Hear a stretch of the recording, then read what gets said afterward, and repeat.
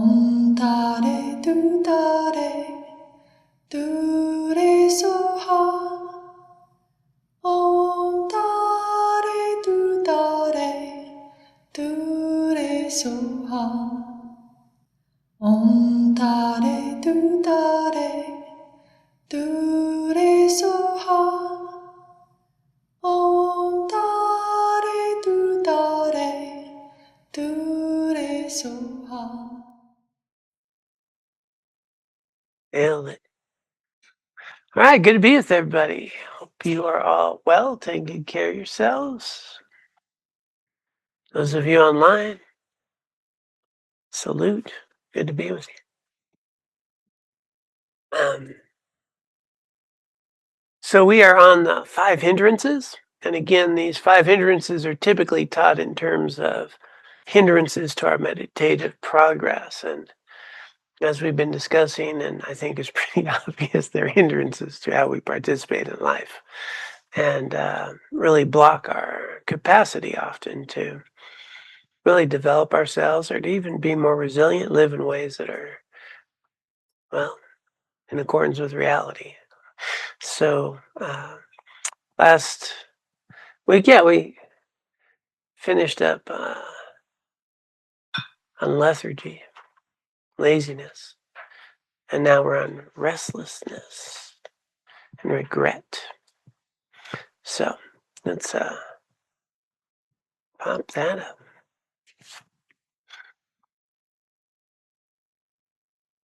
Restlessness and regret. Let me get all my little pop-ups out of the way here.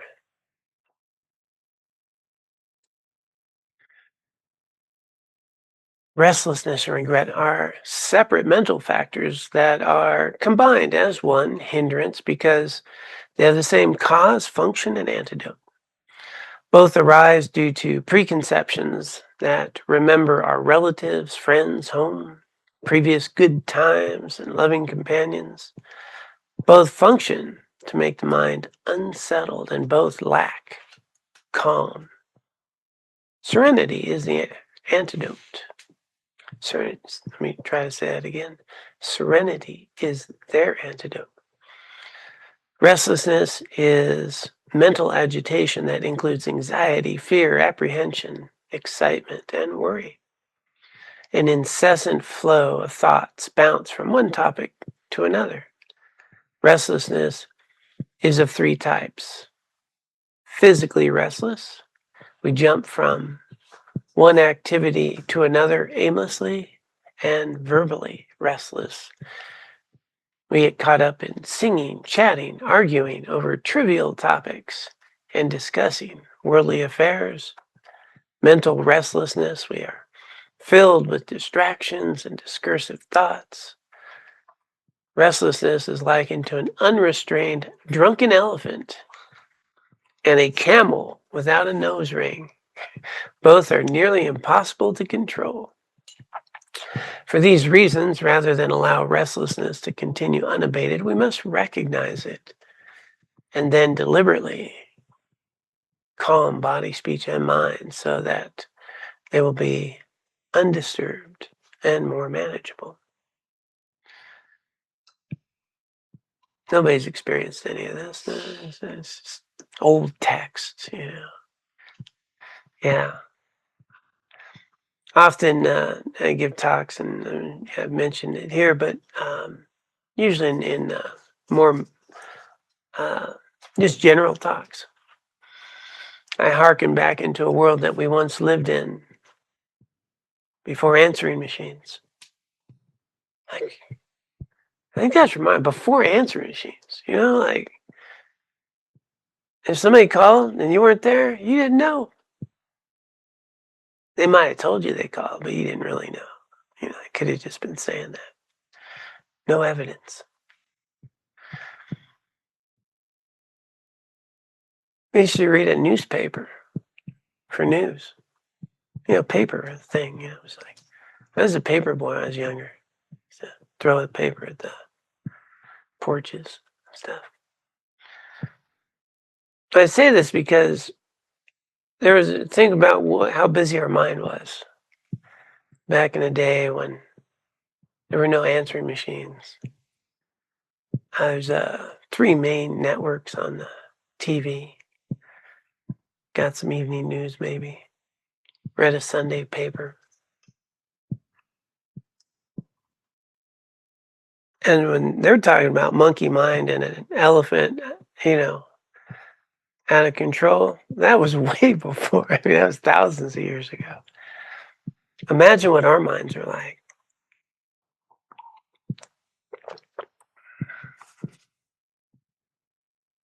Yeah. People used to eat dinner together without phones, talk to each other. Yeah, tell stories, chat. We were chatting earlier, right?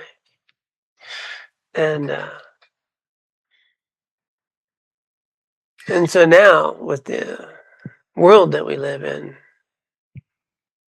with texting, I mean, we're on all the time, right? It works, nobody, you used to go home, you were done, 5:00, whatever time. You're home, nobody's calling you, nobody's sending you email. You're home, you're thinking about, you gonna go do the garden, or you gonna maybe paint that back wall, or Sam, he just ripped his whole freaking wall out. He's a doer. He's not here tonight because he's redoing his living room. He took a fireplace from one wall, put it on the outside there. Looks good,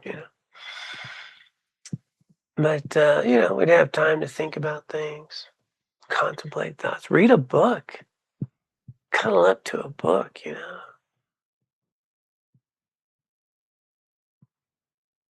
It's a very different world we're living in these days. Emails, texting, alerts. Yeah. I got one just the other day, man. Just popped right up that I was selected to apply for an extra line of credit. It was amazing. Made me feel very special. I love it. Like how you're saying you've been pre-selected, and by the way, you have to apply. And so, we have this world where, we're just bombarded with, activity. So restlessness is very common, because our mind jumps. And then, the to-do list, or the things we didn't do, or what do we need to maintain. So just a restless mind, when we go to just attend to what we're doing, we may notice that our mind has no idea what we're doing because the mind's somewhere else. And so a huge obstacle to any real progress in anything that we do is this restless mind. Regret, we're going to get into these topics too, how that robs, but I'm pausing here at this moment just because it's so important in the time that we live in to recognize what we're up against and to make sure that we allow ourselves some opportunity to be participants in our own lives, to have a choice about what we're doing, to know what we're doing, to even evaluate if what we're doing is helpful or not helpful, if it's beneficial or not. And with a restless mind, or and bodies too, bodies are tough. You'll notice, a lot of people have their leg just moving just if we're sitting, and just, the mind and body are connected.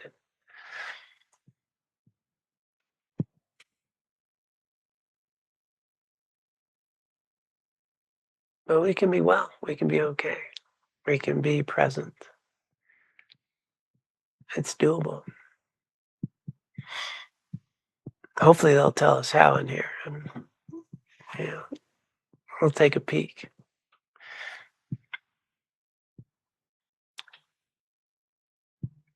All right. Okay, so that was restlessness. Regret.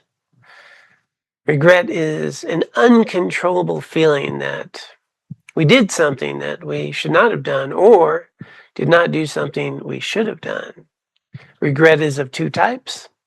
We spend time and energy in useless activities when we realize how much time we have wasted, we feel remorse and worry that we'll never be able to meditate properly. 2, after engaging in serious destructive karma, we feel overwhelmed with guilt and self-reproach. Although regretting our misdeeds is virtuous, here the mind is unclear and falls into unproductive and exaggerated guilt. Fancy word of saying shame. Both restlessness and regret take us to the past, longing for pleasures long ago. No. Longing for pleasures long gone, or worrying and guilty about actions done or not done. Both also take us into the future, restlessness, planning pleasurable experiences, regret, anxious about what could go wrong. Our thoughts are immersed in events that are not happening now. Observing our breath is one antidote to the flurry of agitated and remorseful thoughts. Mindfulness of the movements of the body helps to return attention to the present. A lot of people do physical yoga, get the body moving. Tai Chi is good that way too. I almost look like I know what I'm doing, huh? Yeah. I took a class once.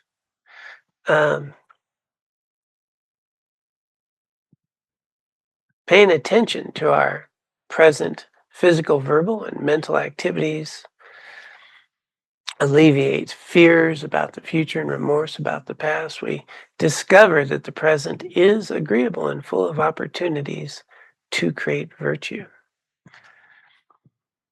We're going to tap into more of those, but one thing to note, and it's just highlighted here, is it's really hard to find a problem in the present moment. Sometimes it is there, but it's pretty rare, right? I mean, here we are, Carbondale. It's a rough life, man. Mountains out there. Guys online, you got a computer. I mean, it's kind of tough. You have to listen to me for about an hour, but you made the choice. So in the present moment, it's really hard to find a problem. And when we examine, we'll find that depends on which research you're using. I'll go with modern Western psychology. 80 to 90% of our stress, worry, fear, and anxiety is just mental activities, not based in reality. Buddhism would say 100%, but we'll go with the 80 just to be, research based. And if you take a look at that, think about it, stress, worry, and fears, where is that? It's in our mind. It's worried about something that may or may not happen, or, or even, just the idea that you might have to sit in a car ride with someone you don't like for an hour. Man, wouldn't that be terrible? Like, wow, whole hour with Jimmy? He's just going to talk. My God. And he complains all the time. It's going to be horrible. We could spend hours just worrying about, how many times have we had that conversation that we're about to have and you've rehearsed it and gone over every possible example? And then you have the conversation and none of those things came up that I rehearsed. I mean, that was very inconsiderate of the other person. I was prepared. And we sit here, with our minds and then what makes anything difficult or hard, Usually the fact that I don't want to do it. Yeah. I once alienated a whole room of doctors with this kind of a talk. Uh, That's what's so hard about charting? Because they have to spend a lot of time charting. Yeah. And I said, let's see, let me check it out. You sit in front of a computer and you push buttons, right? You guys know how to push buttons? Is that laborious? I can push a button. Then you type words, right? And you know those words, and they're like, yeah, we know those words. What makes it hard? Well, the fact you don't want to do it and you think you could be using your time doing something else to be a lot more productive. The actual task is not difficult. How I'm relating to it is. I don't do that to rooms full of doctors anymore. It didn't turn out well.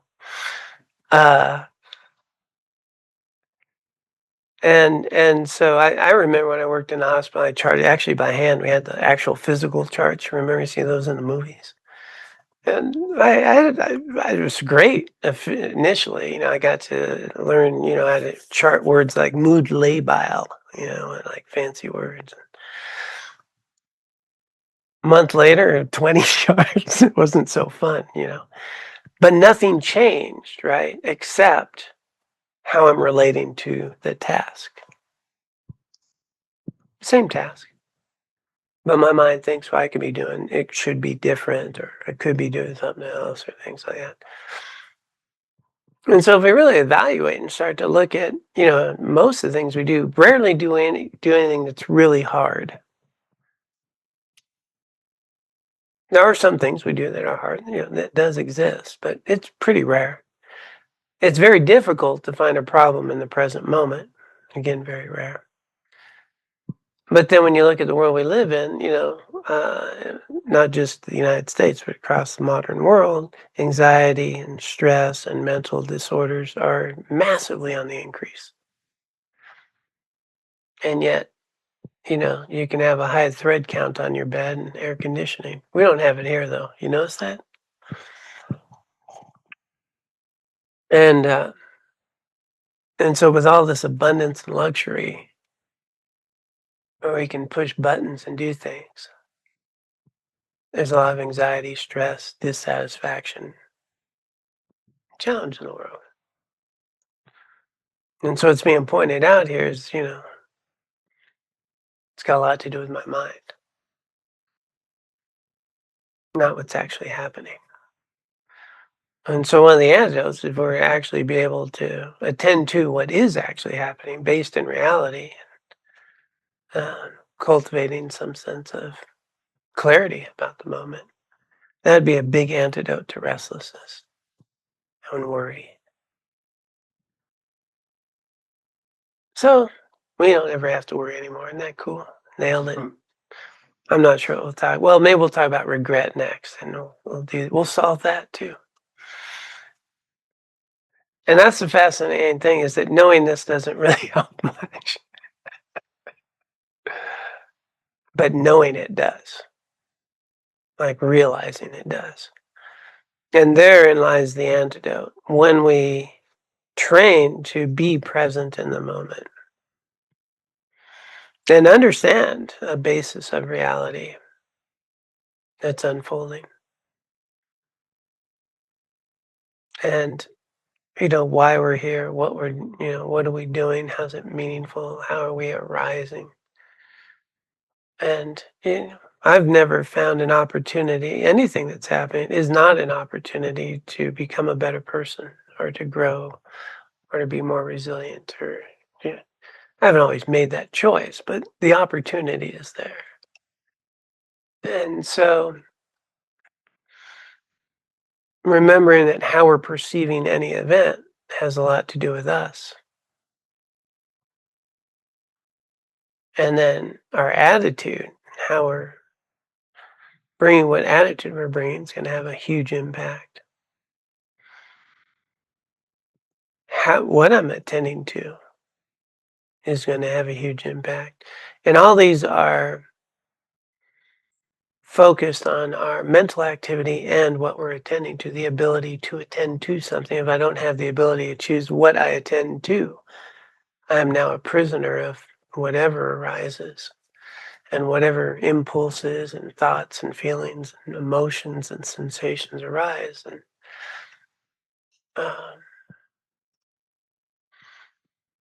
but the degree with which I can have the capacity to choose what to attend to and how I attend to it, to that degree, I will have some capacity to have a choice about how I experience life. Which is pretty cool because, that's coming from our own side, right? And then we start to understand that actually, if I can develop and cultivate these qualities within myself, how I'm experiencing the world will be quite pleasant generally, full of opportunities. But that requires, training and there are some examples there. We need to meet ourselves where we're at. And sometimes, a simple thing is just get out and taking a walk, getting out of an activity, taking a little time to get my mind off that thing. It's not, there's the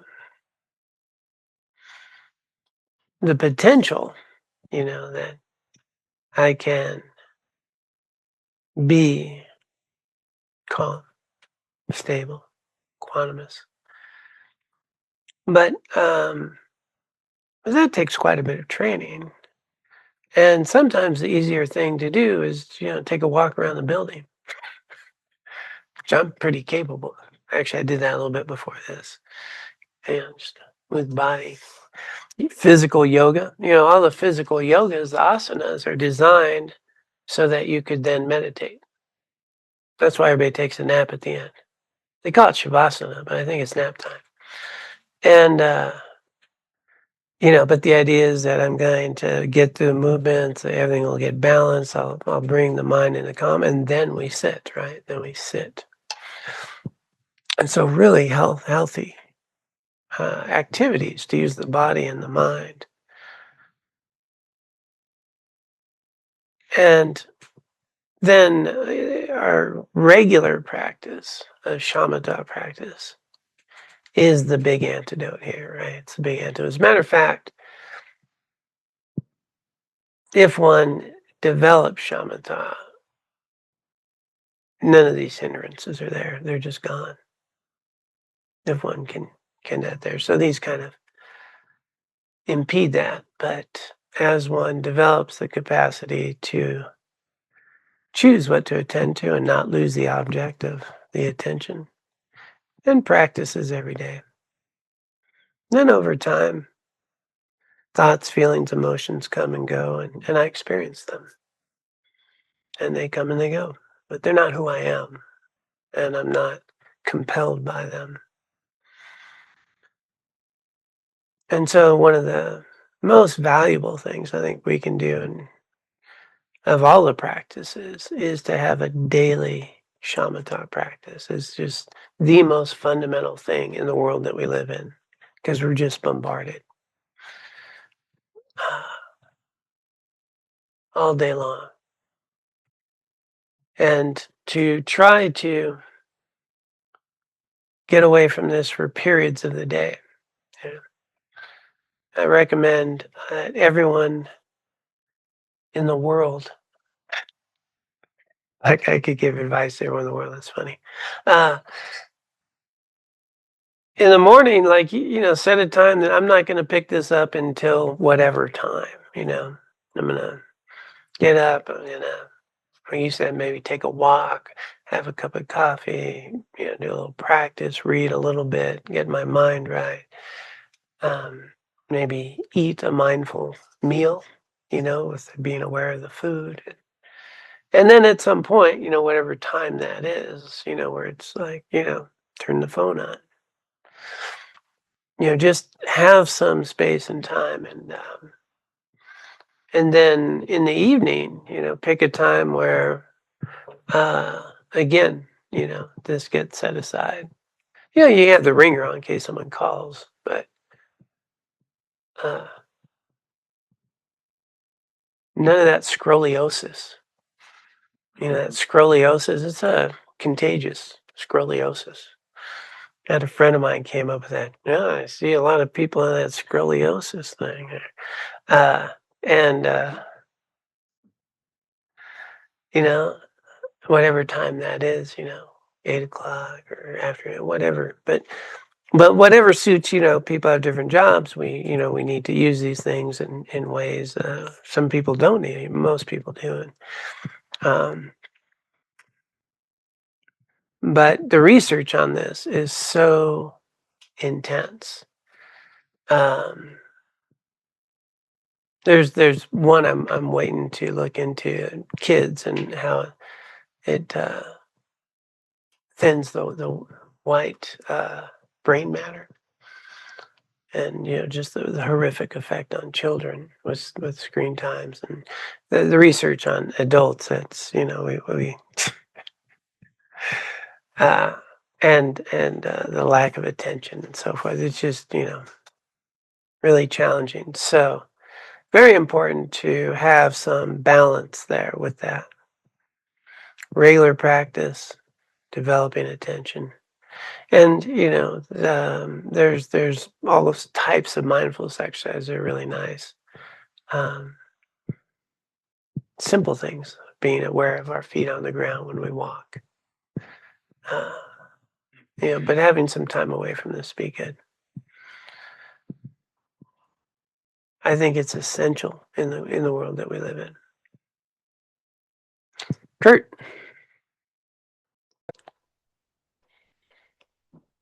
Thanks, John. Hey, everybody. I don't know if I'm going to be able to express this or not. I just sat on a raft on the Salmon River, no phone, only one other person who I know really well. We don't have to talk that much. So I just did this. And, it seems to me like the last place that I want to be is in my undistracted mind. It's just a shit show. And, Dangerous neighborhood. Yeah. a super dangerous neighborhood, and it's not my friend. And so I mean, all of this reading, it seems to point to the fact that we're being just pulled away from this place that I don't want to be in the first place, right? And so I think there's something going on there that I mean, unless we're just talking about just nothing but our breath all the time, which I mean, I guess that'd be all right, but it doesn't seem like it'd be very. I don't know how to do that, but I mean, so I guess one of the things I realized sitting on that raft was just how unkind to myself I've been my whole life, and a lot of what I've done, a lot of my distraction and the behaviors in my life are to get away from that, right? And so somehow there has to become some reconciliation back to uh, being friends with myself. And I don't know how to do that. And I'm not sure that shamatha is going to get me there. Maybe it will, right? But it just seems like it just strands me in the mess. Does that make any sense? I mean, I don't, and I know you're probably going to say ethical behavior, and which is good. I agree, 100%, right? I think I can probably answer my own question here, but and maybe it's just being patient, or I just want it to be fixed right now. All of that probably, but I don't, I guess it's just I'm really struggling with that right now because of doing mindfulness meditation, I'm starting to see the depth of that, of what I'm dealing with, right? And how pervasive and habitual that thinking is that drives me to distraction, to get away from that place, right? That feeling, that gut kind of habit. And I know it's not real. I mean, I've got enough Buddhism under my belt now, I think, to know that's an affliction, that all this stuff, and once I'm a Buddha, I won't feel that, but it's not very good on Tuesday, right? When I'm sitting there feeling it. So I don't know if you can get anything out of that, or if I just needed to whine, but there you go. Thanks, Kurt.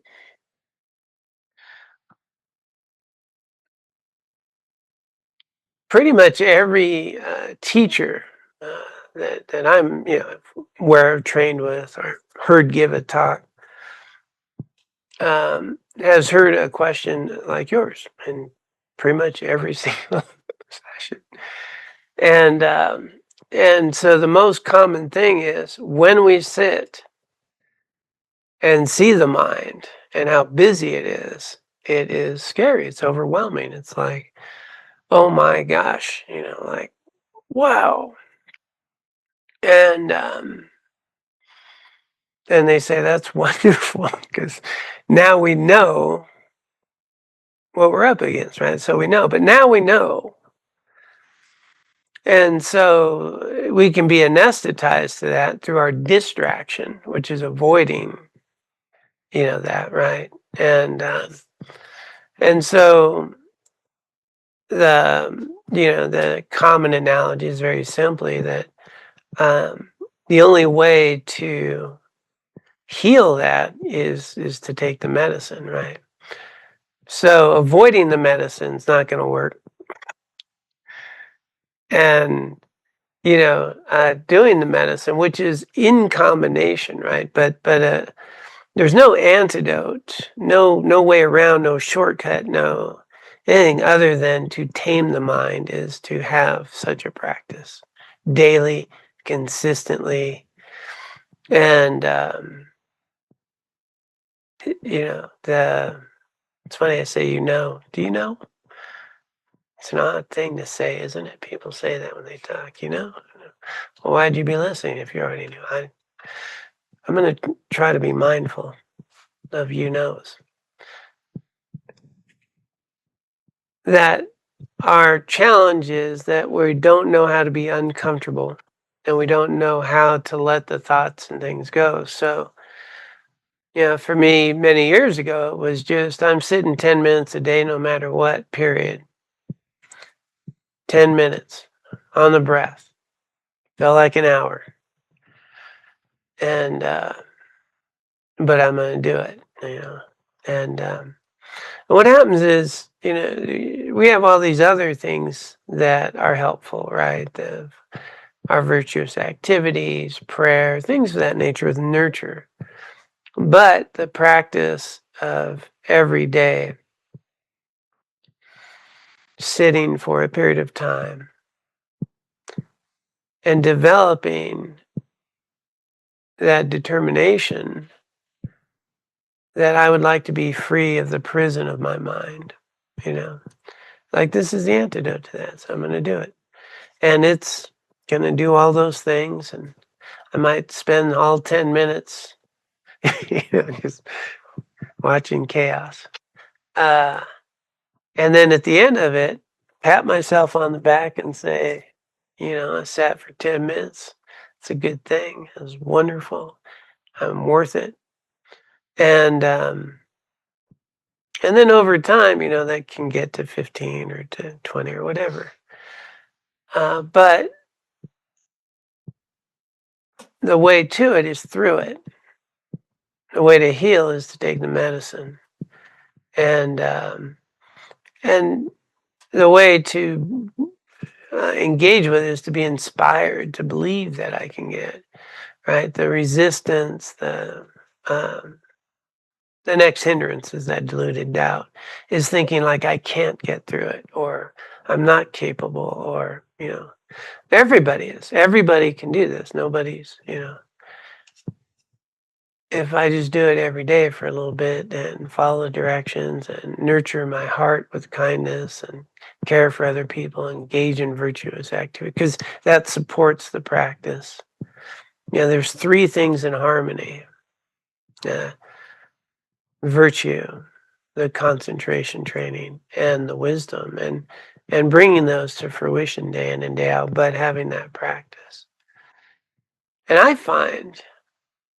have found that some of the most productive meditation practice I had is when I couldn't concentrate for a few breaths, and the whole time my body and mind was screaming to get up, and I didn't get up. I just sat there till that freaking bell went off. Felt like 3 hours later.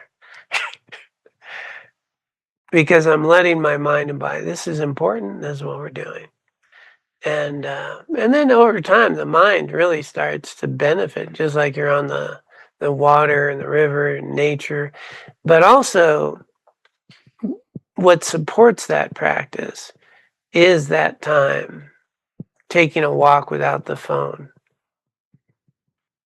taking a little stroll, doing the dishes without having to listen to something. Little bits, little bits.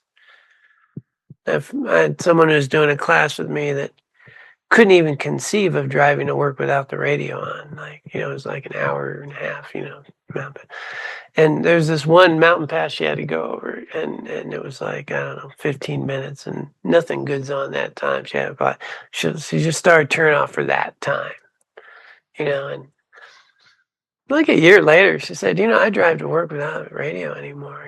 It's really nice.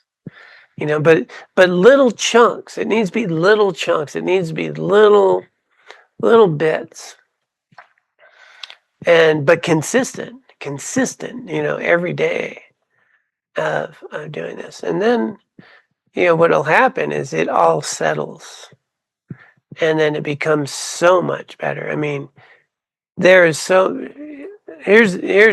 Here's the carrot. Ready for the carrot?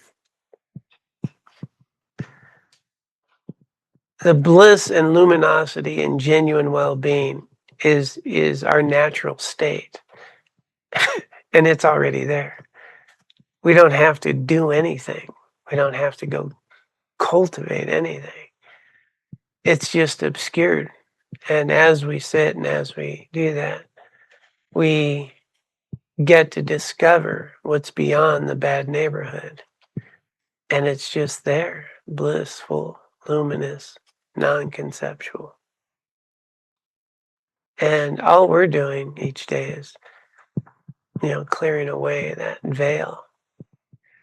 And, but if I chase it, I'm not going to get it. If I just develop, I have to recognize the value of it. No, I want to do it. But everyone happens at every time. The mind is busy, it's very difficult and all that. But anything with little bits of time consistently and little practices throughout the day, and recognizing the value of that opportunity and that you deserve to be free.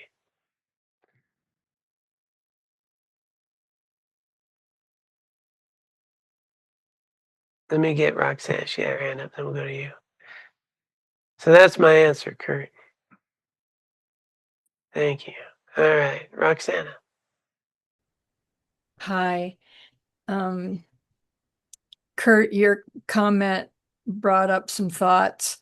I was raised in the military, and I went to 4 different high schools.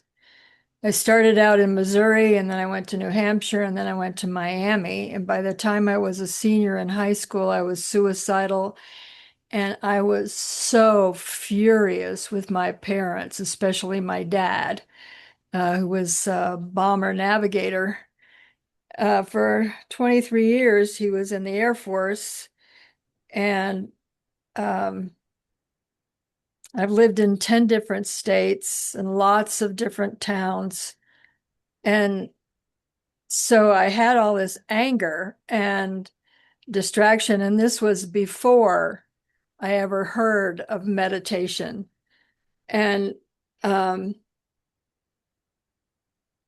attended a workshop with a man who was trained in landmark education. And it turned out to be an acknowledgement workshop where you pair up with somebody and they pretend to be your father and you acknowledge all this different stuff, good, bad, and ugly about them. And then you write a letter to that parent, and then you switch places and do the same thing. And then you do that with your mother as well. And by the time I left that workshop, I had written things to both of my parents. And I describe it as I went into that workshop carrying 2 suitcases and a suitcase here and a suitcase here and a backpack here and all this, really loaded down with all this stuff. And I came out totally not carrying any luggage at all. And I started having compassion for what my parents lived through in the quote unquote greatest generation. both of their mothers had died when they were children, and then they went through the Depression, and then they went through the war. And my father was a prisoner of war in Germany, and you know, all of that.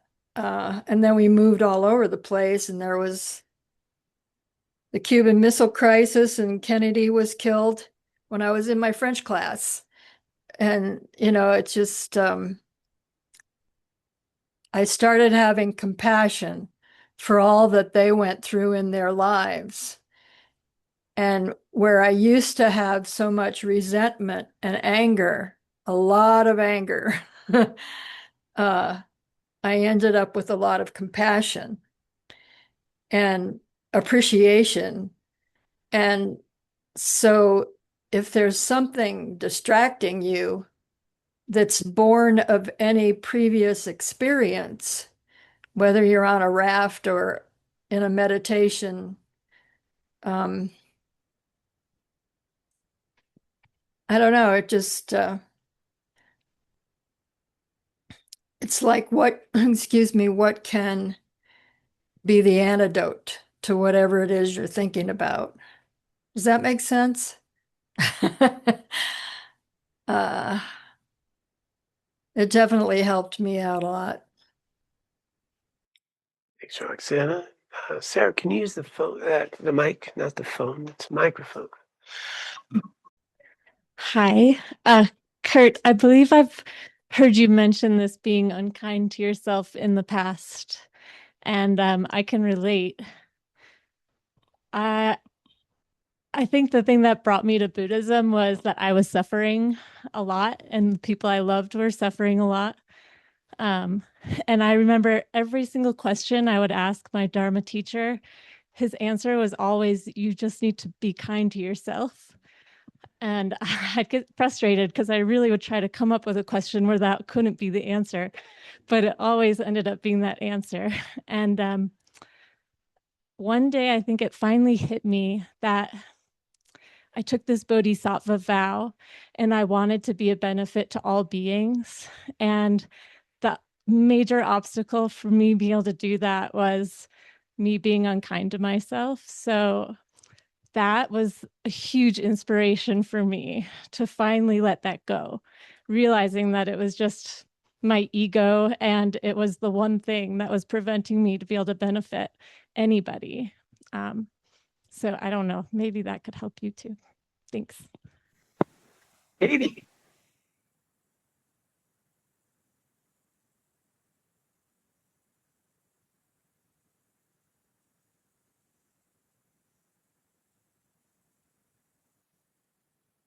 Did I lose you, Katie?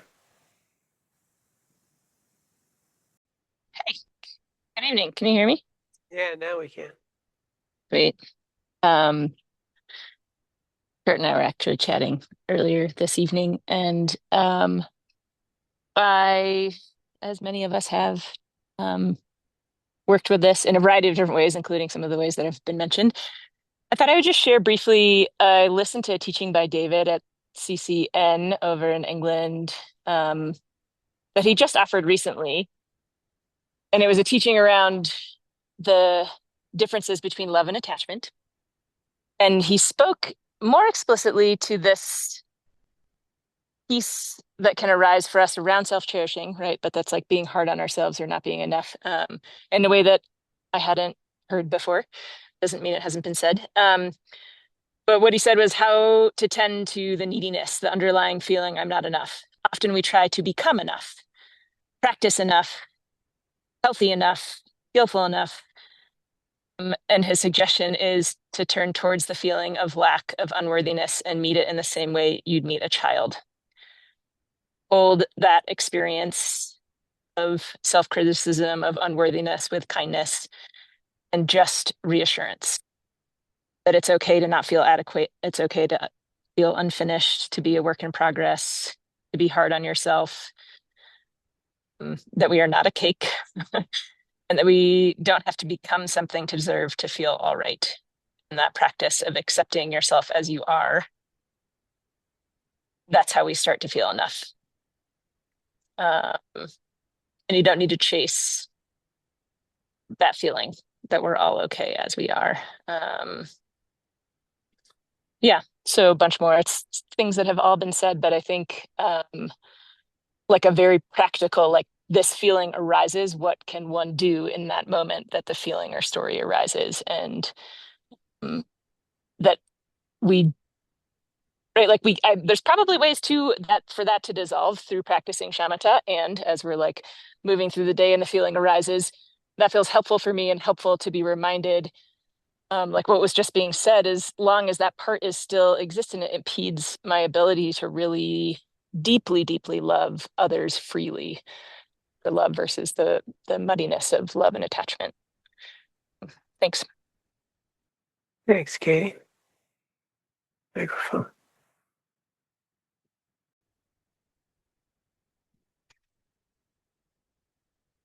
Hi, everyone. Yeah, and thanks for everyone who offered some of the tools and techniques that have worked for them.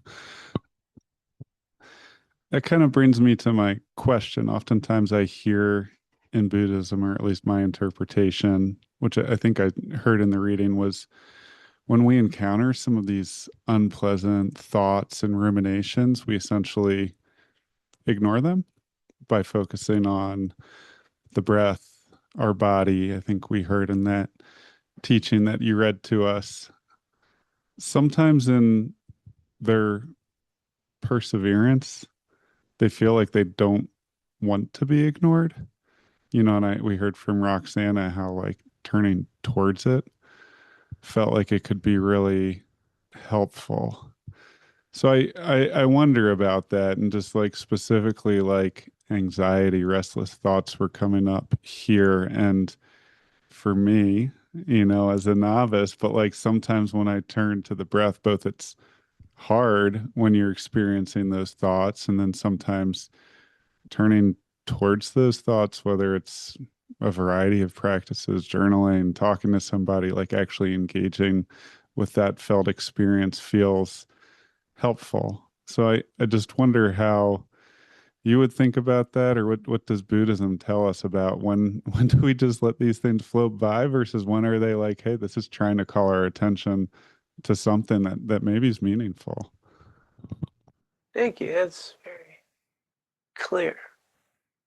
So a lot of people get very confused. I know some of the people have been around a while. We talk very much, as Jetsuma Tenzin Palmo always points out, we need to have a healthy sense of self to even begin the path of letting go of that self.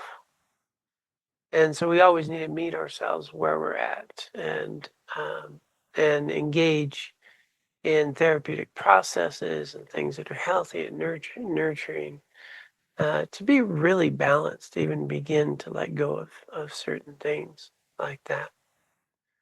And so I have this sort of 80-20 non-scientific approach or view. And I think that most people, about 80% of the thoughts, emotions, stresses, worries, and fears have as much energy as you give them. And, we waste a lot of time trying to track them down. But there is that portion you're talking about. It could be 20%, it could be a 90-10, just depends where you are on the scale. That needs to be dealt with. There's some things that need to be healed. There's some unresolved stuff, and it's there. And, that's why we have, therapists and all types of support to work on that. And if you try it, and at no point does Buddhism ever say ignore in the sense of stuffing, not giving it attention or, or noticing it and having the full experience is actually even better.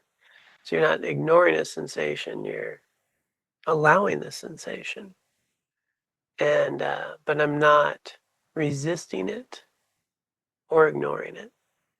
Right. So at some point, just feeling anger arise, when anger's arising, it's telling me something.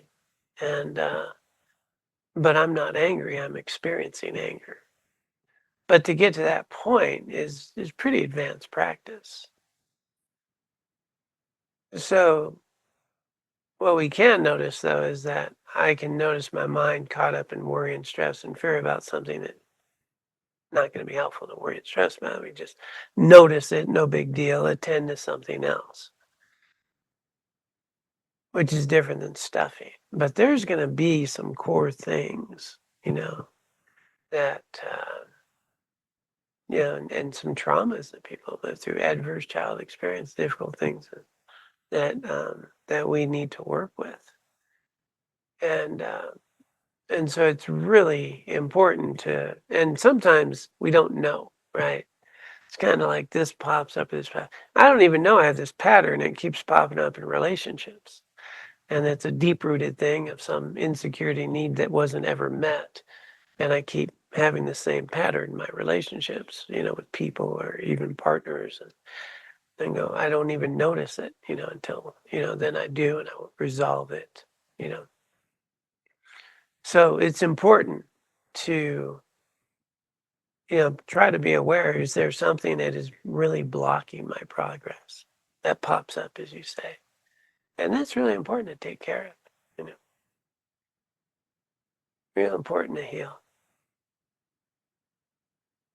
Maureen. This has been a great discussion and great, out of the book, I got the book. It's great. Your mic is very low. Is it? So that's really why I raised my hand. Thank you. Is it low with other people too? I think, John, I think when the mic in the room gets left on, it mutes you. I've noticed this before. So it could be that the mic in the room needs to be just switched off and then you're loud again. Maybe. They just switched it off, so now I'm loud again, right? No, you're not. Didn't work.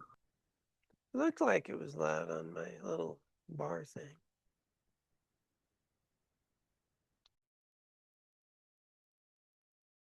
How's this? Is that any better? Okay. Maybe my battery's gone low. Okay. So that's all you wanted to talk about, Mo? I was like waiting for all this wisdom to flow from you. That was deep wisdom. I needed to hear what you had to say, and I couldn't hear it. So that was a wise complaint. Yeah, okay. Thank you. More will be revealed. That's wonderful. Yeah, so, this is one of the most common things. It comes up so often. I was addressing Kurt's question, not so much in the criticism, the mind that doesn't like. I was more about the ability to be with thoughts in a busy mind. So, Kurt, I don't know which one was more of the issue there.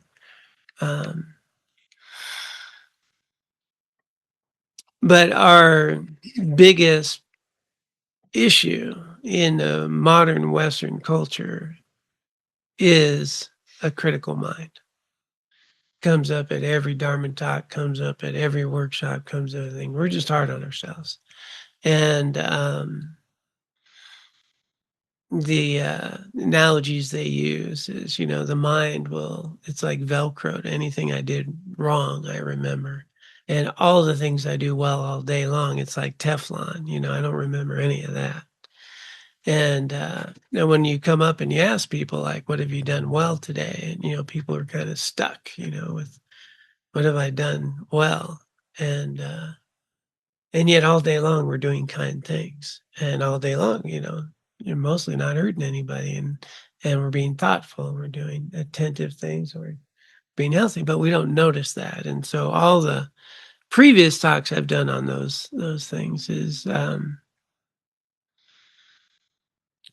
what's really lacking in just the neural pathways and just the biology of it is reward. We're afraid to give ourselves reward. I did a good thing. Somebody compliments you, and it's hard to even listen to a compliment. Hey, Kevin, thanks a lot, man. You really nailed it. Really, it was so helpful. And you'd say, that's just what we do. Nothing, And all day long, like, here's my expectation of who I should be. And as soon as I have that, I've already lost, because I'm never going to live up to who I should be. But if I, those of you who've been around all these years, you hear me say it all the time. If I compare who I am today with who I used to be, there's nothing but progress. That's based in reality. What's not based in reality is me comparing me to an ideal of a person I think I should be. And I lose that all day long. And so in our habit and tendency, we hold these ideals of what a good person would be, or how I ought to be, or how I'm striving to be, as though there's some basis there as a comparison. In reality, you've survived everything you've ever come through in your life, and you're sitting here in a freaking Dharma room in a hot room seeking to be a better human being. You're already enough. We're already enough. And learning how to appreciate and value the qualities that you bring to the world, I mean, that's a full practice in itself. So I come back to reward. Reward is not hubris. Reward is acknowledging the beneficial activities you engage in. I did something meaningful. Take a moment, recognize that was valuable, that was helpful. How do I feel that I helped someone? How do I feel about that? Maybe I feel pretty good. It's a good thing. And then the brain circuitry can actually attach reward. Did this, and there's reward. But Keith and I think, have done a PhD thesis on this many times already around that. Right? Robbing virtue of its own reward, right? We don't do that. And virtue is its own reward only if you allow the reward. But we turn virtue into a chore, an obligation. Virtue is its own reward because we feel good about who we are and what we're doing. And so back to Kurt, virtuous behavior is not going to be very helpful if you don't feel good about doing the virtuous behavior. It's just another obligation. But if I take some time throughout the day and recognize, wow, I gave someone my time when I didn't want to, and they had some stuff to talk about, and we're here and we did that. And that's wonderful. Let's dedicate this for the benefit of beings. Let's, acknowledge this. And so in our training, and, some of you might do that year long, we're going to have an orientation on Sunday, is to really monitor with our check-ins, the virtue that we bring into the day 6 times a day, noticing and what we're doing well. And of course, being accountable to the choices we make that are unskillful, but to have a clarity around it and bring some real clarity to just what a difference it makes in the world that you're here. And, when I work with groups in recovery, it's like, what if you already knew you were enough right now? You're already enough. You're already enough, period. Right now, as you are, with everything that's ever happened in your life, you're already enough. You're already enough. Nothing wrong, nothing broken, nothing to be fixed. Right here, right now. I mean, that's just reality. And then we might actually believe that for 30 seconds. And then I might ask, so what do you have to, work on? And then I'll pull out a whole bunch of things I need to improve. But right here, right now, I will guarantee pretty everyone who I'm speaking to in this moment, you can be the person you want to be in this moment.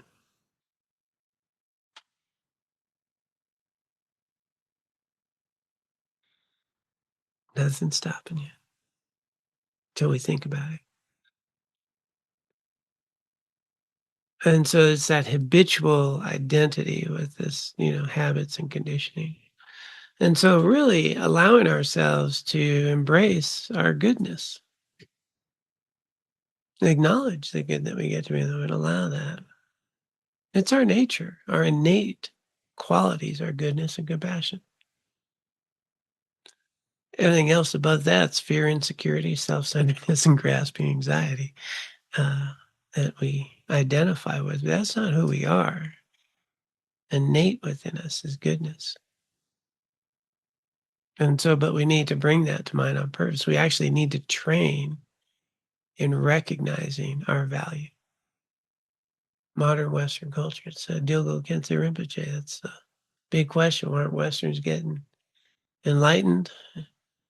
Because we criticize ourselves. We have doubt in ourselves. We have original sin. It's embedded. Old Tibetans, they don't even have a word for shame. It's not even in their mental psyche. But we have, I'm not good enough. Yeah. So anyway, a lot to work with there, but good stuff to do. Nicola, you've had your hand up for a while, so I want to make sure we get you in there. Thank you. Hi, everyone. That's my favorite teaching. You're already okay. I just love that. And the thing I was gonna say is the other thing that I've heard you teach, that you've taught me around this, is that I'm not helping anyone by feeling bad about myself. And the whole point, it's like selfish. And it's Knowing that doesn't change it always. it's such a relief to look at it that way, because that gives me power to say, no, I don't need to do that, and to let it go. But I don't do it all the time, and it's not easy, but it's getting easier. And I just love thinking that it's self-centered. If I hurt someone's feelings and I make amends, that's enough. I don't have to continue to feel bad about myself, because that's not helping them.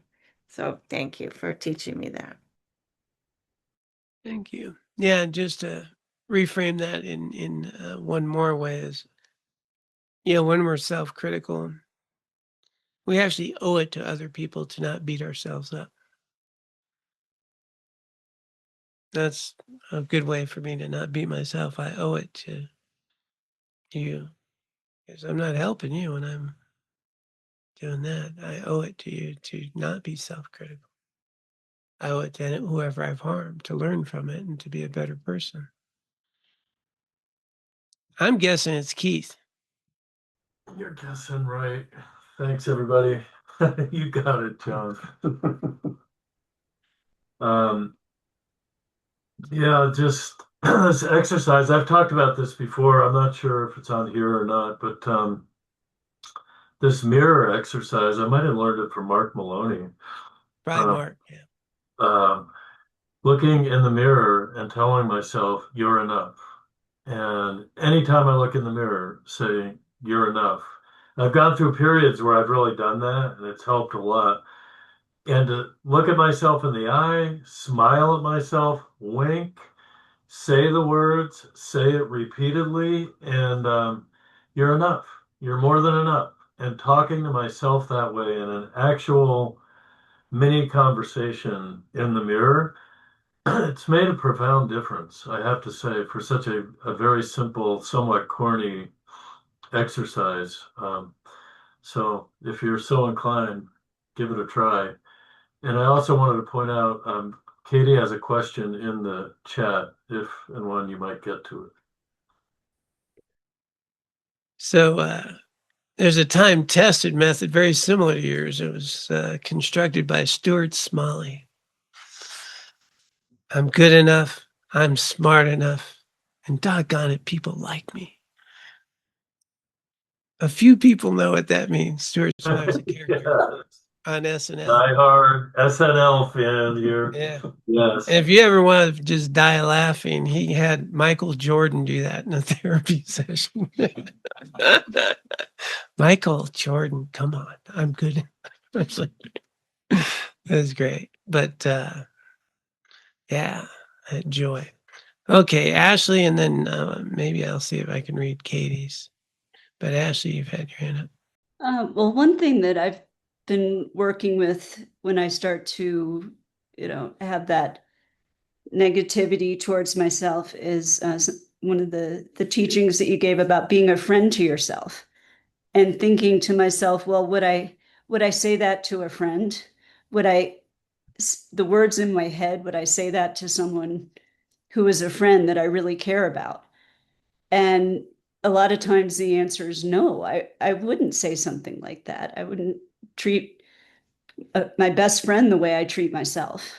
And another exercise that I've done sometimes that's helpful is writing a letter to myself, like as if I'm writing it to a friend, and trying to develop more kindness and viewing myself that way, and kind of, it helps give me a little bit of distance instead of feeling like, oh, I am this, this is bad about me, and this is, distance myself and look at myself from the perspective of a friend.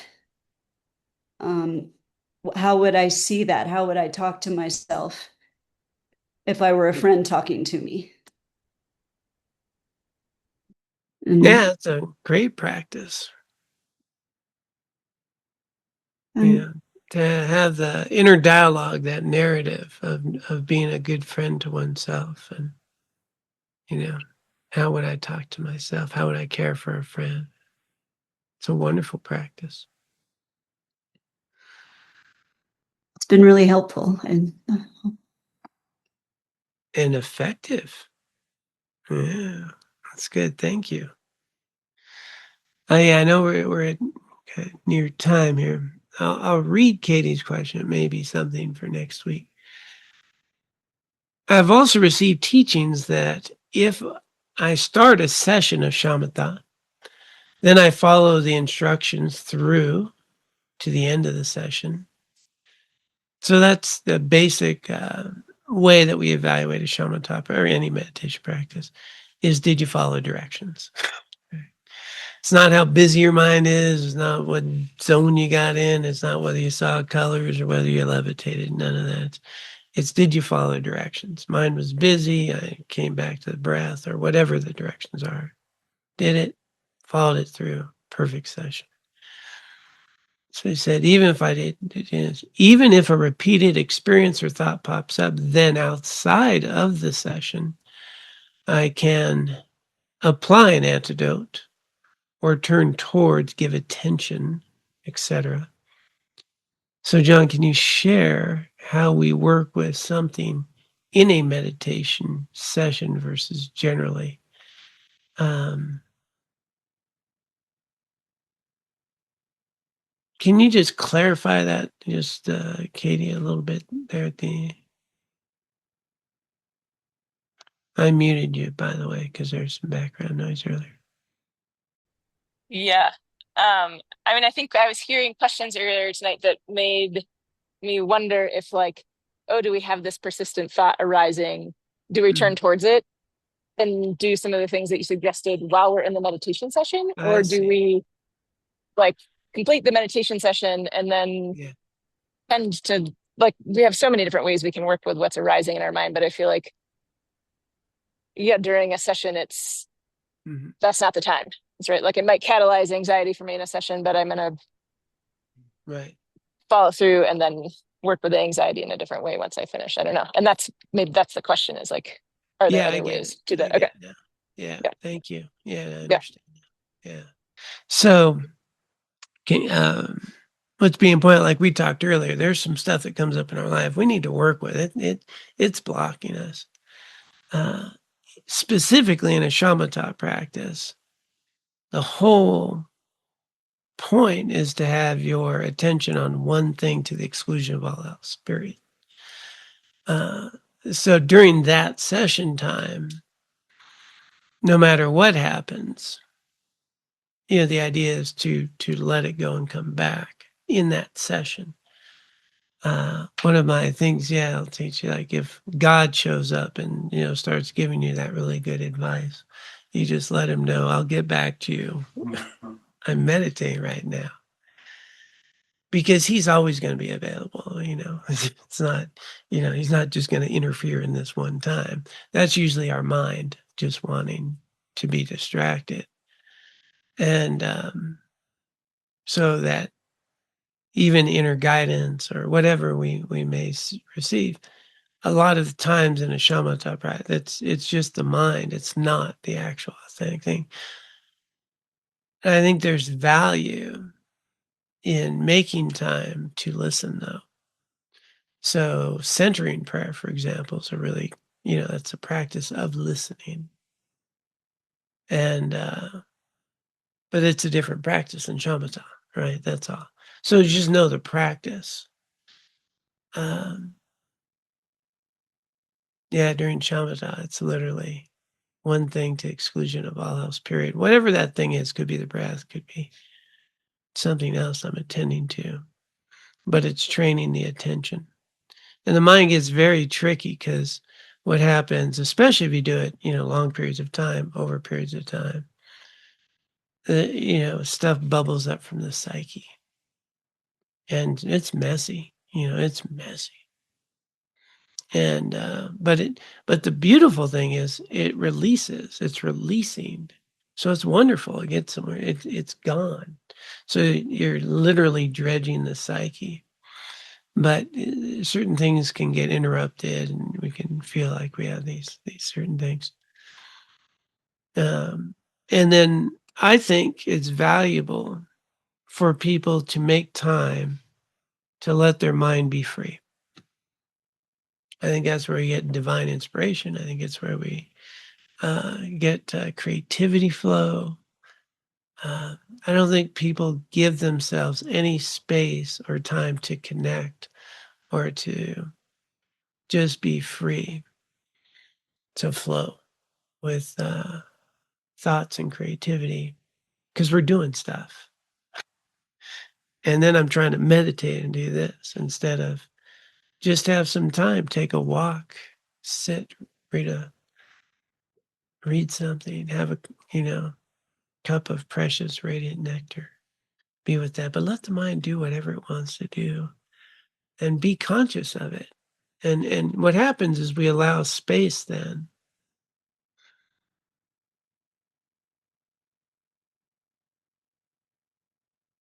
I'm going to use the analogy of God again. Because, we have, if I'm doing all the talking, I'm never going to learn anything. So we need to listen. We need to listen to our primordial wisdom or God or whatever the faith system that we have. If I don't make time to listen, there's no way to hear. And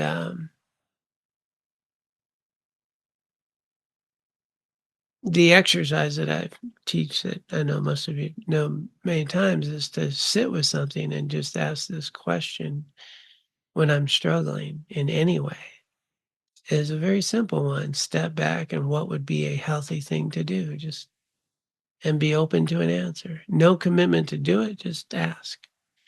What would be a healthy thing to do objectively without an attachment to an outcome, without a desire, just with curiosity. And over decades now, in groups, all kinds of faiths and traditions, people get a good answer. The next question is where'd the answer come from? Because you didn't think it. You always have guidance. It's always there. But learning how to listen is a challenge because our mind is so busy that we don't know how to listen. But by asking that question, what's a healthy thing to do? It's not the right thing to do. It's what's the healthy. It just opens space and with such clarity that, now you may not do what the healthy thing is. Yeah, it's a whole different thing. But it's amazing if you get into such a practice of completely letting go of an outcome, a desire thing, just curious what would be healthy. You're going to find guidance and clarity. But we need to learn how to listen. We always have a supportive friend if we can listen instead of that critical knucklehead. I have a 16-year-old maniac up there that, he's always got ideas what to do. And most of it would get me arrested. But he's pretty sure it'll be worth it.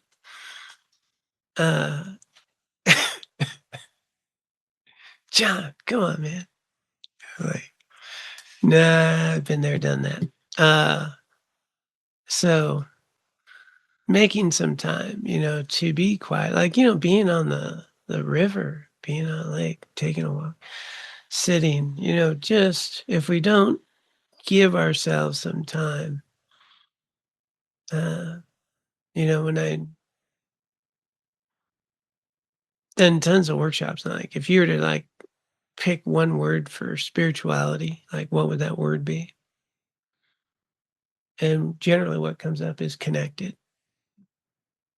And the opposite is disconnected. How often of our day are we disconnected from whatever our whole journey is all about? And so learning to be connected, making time for it's worth it. So a lot of things we could have been doing on Wednesday night, we have gathered together to cultivate our hearts and minds, to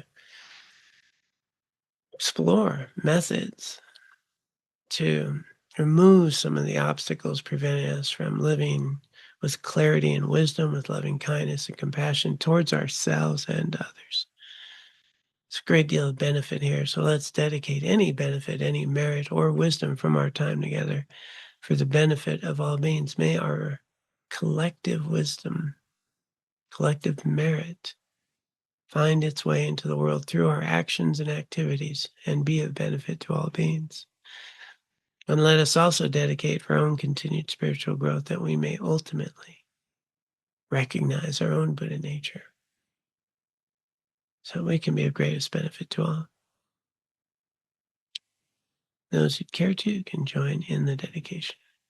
By this merit, may I soon attain the enlightened state of Guru Buddha, that I may be able to liberate all sentient beings from their sufferings.